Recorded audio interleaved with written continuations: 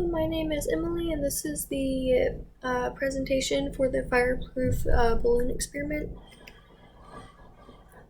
So first thing that I did was I went through and I did an overview of the procedure, and so the procedure for this, all we needed to do was fill one balloon with air and then place it over fire, and then fill another balloon with water and air and place it over fire.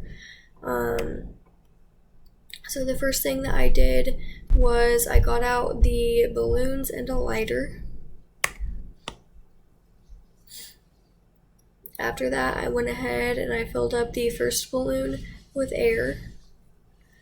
After I filled the first balloon, I went ahead and I put water into the second balloon, and after I had water in it, I went ahead and filled it the rest of the way with air and then tied it off. Then after I had my balloons prepped and ready, I went ahead and started with the rest of the experiment.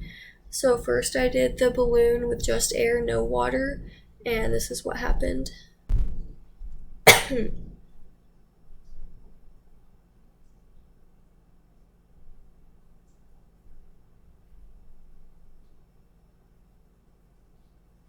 And then after I did that one, I did the balloon that had water and air in it, and then this is what happened with that one.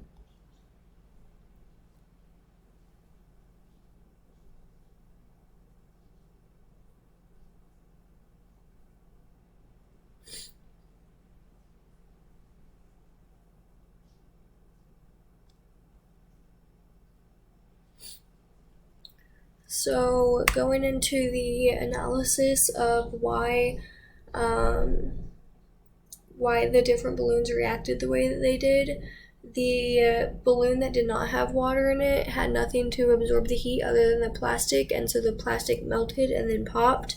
The second balloon that had the water inside of it, the water absorbed the heat, and so that prevented the plastic on the balloon from melting and therefore prevented it from popping.